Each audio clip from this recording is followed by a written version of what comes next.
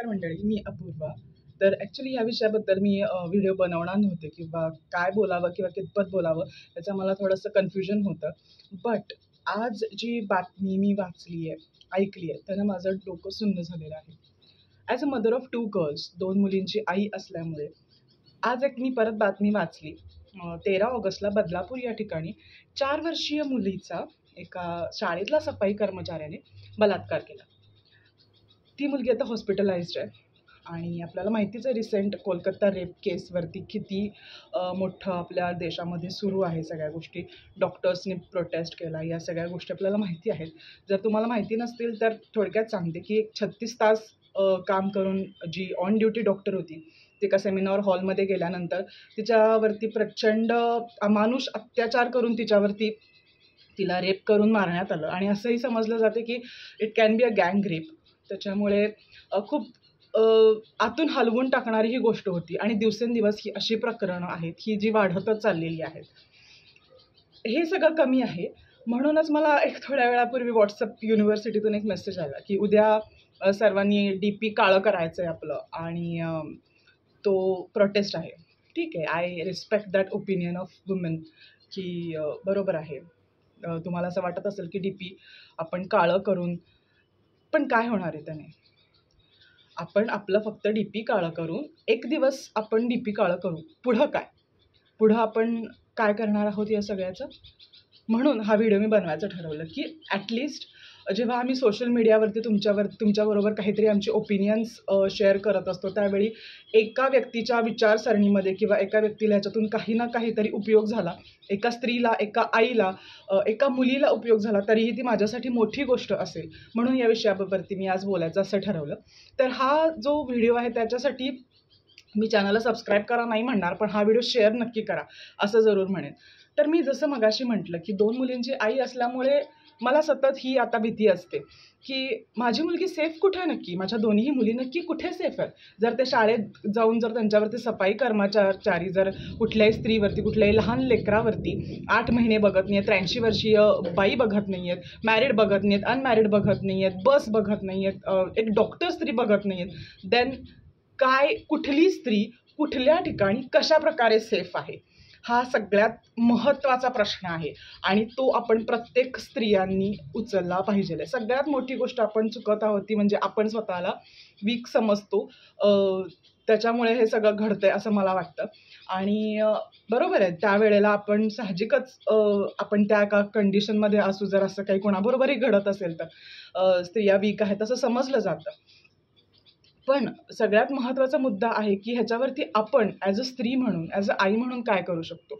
सगळ्यात पहिल्यांदा मला असं वाटतं की मी माझ्या मुलींना, मी वीक आहे किंवा आता मी काय करू किंवा काय ह्या प्रकारचं जे आपलं थोडंसं काय म्हणतो आपण ॲपियर होतो मुलांच्या समोर, तसं होणं आपण बंद केलं पाहिजे. सगळ्यात पहिली गोष्ट. दुसरी महत्त्वाची गोष्ट, आपण ह्या गोष्टींबद्दल मुलांना सुजाण केलं पाहिजे. मी सुजाण हा शब्द वापरते. त्यांना त्या गोष्टींची योग्य माहिती मुलींनीच नाही तर मुलांनीसुद्धा 7च्या आत घरात येणं किती इम्पॉर्टंट आहे हे प्रत्येक आईनं समजून घेतलं पाहिजे मला असं वाटतं. आणि ते जर शक्य नसेल तर काय प्रकारे नॉट इवन बॉईज बरोबर पण आता आजकाल इतके काही भयानक प्रकार जे की ॲक्च्युली FIRमध्ये आपल्याला नाही दिसत आहेत, लॉमध्ये आपल्याला कुठेच दिसत नाहीत किंवा आपल्याला ते समोर येत नाहीत, पण मुलांबरोबरही अतिशय विचित्र प्रकार घडतात. मग का होतंय असं? Because mentality. आणि आपल्या देशामध्ये भयानक स्ट्रिक्ट लॉज नसल्याचं काय म्हणत आपण एक कन्क्लुजन हे सगळं आपल्याला दिसतंय समोर. आणि कोण लक्ष देतं याच्याकडे? पॉलिटिशियन्स वगैरे सगळे नंतर लक्ष देतील किंवा प्रत्येक वेळेला आपण कुठल्या तरी एक ठराविक पॉलिटिशियनकडे पळत जाऊन काही होणार नाही आहे किंवा फक्त कुणीतरी रिझाईन करून ह्या सगळ्या गोष्टी होणार नाही आहेत. आपल्याला गरज आहे आपल्या सगळ्या समाजाची मेंटॅलिटीही तेवढीच आपण बदलली पाहिजे. त्याच्यामध्ये आपण काय कॉन्ट्रीब्युशन देऊ शकतो ह्या गोष्टीमध्ये सगळ्यात जास्त आधी आपण लक्ष देणं जास्तीत जास्त गरजेचं आहे असं मला जेन्युइनली वाटतं. तुमची काय ह्याच्याबद्दल मत आहे तेही मला कमेंट बॉक्समध्ये सांगा. तर मी असं म्हणत होते की ज्याप्रमाणे मुलींना आपण ट्रेन करत आहोत त्याचप्रमाणे मुलांनाही ट्रेन करणं गरजेचं आहे. सगळ्यात पहिल्यांदी तर पहिली गोष्ट केली पाहिजे की मुलींना अतिशय उत्तम प्रकारचं सेल्फ डिफेन्स शिकवलं पाहिजे आहे. काही ना काही प्रकारे ते उपयोगी पडतंच असं मला वाटतं. त्याच्यामुळे self defence is the most important. प्रत्येक शाळातनं हा उपक्रम फ्रीमध्ये राबवला गेला पाहिजे प्रत्येक शाळेकडून. आणि जर तो शाळेकडून होत नसेल तर आपण सगळ्या पॅरेंट्सनी किंवा जे कोणी आपण पालक आहोत, जे कोणी आपण गायडन्स आहोत, त्यांनी ही डिमांड केली पाहिजे शाळांकडे किंवा आपल्या सोसायटीजमध्ये की आमच्या मुलांना सेल्फ डिफेन्स चांगल्या प्रकारे शिकवला गेला पाहिजे. आपण मुलांना प्रिपेअरच करत नाहीये ना. We don't think about the worst situations. आपण नेहमी काय, नाही बाबा आमच्याबरोबर नाही होणार हे. मग पण नाही झालं तर समजा, किंवा झालं तर व्हॉट अबाउट दॅट. ज्या व्यक्तींबरोबर होत आहे तर ॲटलिस्ट आपण हा विचार करून आपल्या मुलांना आपण ट्रेन केलं पाहिजे की बाबा समजा जर वर्स्ट सिच्युएशन मध्ये तुम्ही कधी फसलात तर तुम्ही काय करू शकता. Okay, so we should train according to that.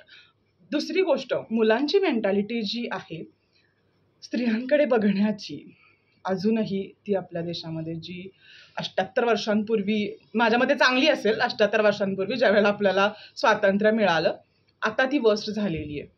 त्याला कारणं काहीही असतील, त्याला बॉलिवूड कारणं असेल, मुलींचे सो कॉल्ड कपडे घालणं असेल, काहीही असेल, पण आपण ती बदलली पाहिजे. त्याच्यासाठी आयांनी, शाळेतल्या शिक्षकांनी आपण जितके एफर्ट्स देऊ मुलांवरती, त्यांना चांगलं सुजाण करण्यामध्ये तितके एफर्ट्स आपण देणं खरोखर गरजेचं आहे या पॉईंटला. त्याच्यामध्ये शाळांचा रोल आहे, आईवडिलांचा रोल आहे, पॅरेंटिंगचा रोल आहे, प्लस आजकाल जे OTT प्लॅटफॉर्म्स आहेत त्यांचा रोल आहे. Because everything is open.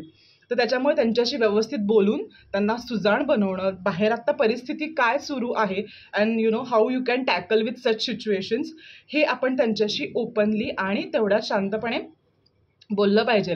त्याच्यानंतरची महत्त्वाची गोष्ट, समजा if they are suffering from something, तर आपण ॲटलिस्ट त्यांच्या बरोबर राहिलं पाहिजे. त्यांना ही खात्री वाटली पाहिजे की बाबा माझ्याबरोबर समजा काहीतरी होतंय किंवा काही चुकीचं घडतंय तर माझे आईवडील माझ्याबरोबर, माझे जे गार्डियन्स आहेत ते माझ्याबरोबर उभे राहतील, एवढी त्यांना आपण चांगल्या प्रकारे सपोर्ट सिस्टम जी आहे ती बनवली पाहिजे आहे.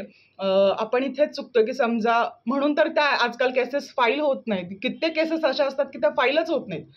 सो आपण असं ॲज अ समाज म्हणून आपण असं सपोर्ट सिस्टम बनवलं पाहिजे की एखाद्या कुठल्याही व्यक्तीबरोबर जर असे काही प्रसंग झाले, ॲब्यूज झालं, काही चुकीच्या गोष्टी घडल्या, तर आपण त्याच्याबद्दल बोललं पाहिजे आहे. आणि ॲज अ समाज म्हणून, ॲज अ सोसायटी म्हणून आपण एकदम स्ट्रॉंगली या सगळ्या गोष्टीला, त्या व्यक्तीला जी व्हिक्टीम आहे तिला आपण सपोर्ट खूप चांगल्या प्रकारे दिला पाहिजे की जे की आता खूप चांगलं प्रोटेस्ट वगैरे आपल्या देशामध्ये सुरू आहे. पण ह्याच्यामध्ये हे सगळं व्हायला खूप दिवस गेले ना.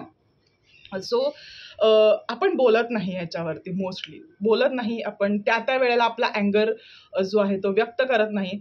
तर मला असं वाटतं की ॲज अ समाज म्हणून आपण हे करणं खूप गरजेचं आहे. सो माझे काही ह्याच्यामध्ये मुद्दे आहेत की फक्त आता ह्या सगळ्या गोष्टी करून नाहीच चालणार की फक्त, so we have to take action की बाबा मी कुठं डीपीज बदललं आहे, मी कुठं हेच केलं आहे, हे फक्त न करता डेफिनेटली तुमची प्रोटेस्टची पद्धत असेल नक्की करा.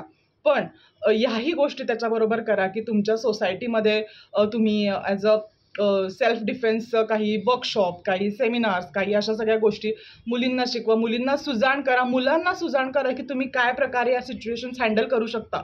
If someone is suffering from आणि तू मुलगा आहेस तर तू कशा या गोष्टीमध्ये हँडल करू शकतोस.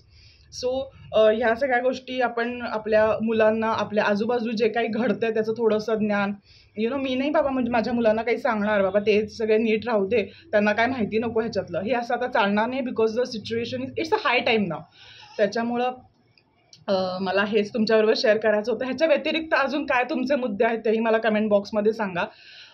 ओपनली आपण ह्या सगळ्यावरती बोलूयात. बिकॉज आपल्याला आपला जो समाज आहे, आपला जो देश आहे, तो आपल्या लेकरांसाठी, आपल्या पुढच्या पिढीसाठी आपल्याला सिक्युअर करायचा आहे. त्याच्यामुळे मला असं वाटतं की प्रत्येक आईचं, प्रत्येक स्त्रीचं सुद्धा हे तेवढंच कर्तव्य आहे की आपल्या पुढच्या पिढीला आपण तेवढं ज्ञान देऊ किंवा आपण तेवढं स्ट्रॉंग करू असं मी म्हणेन. आणि या that's all about this video. Thank you so much माझं म्हणणं ऐकून घेतल्याबद्दल. आणि हा व्हिडिओ नक्की शेअर करा.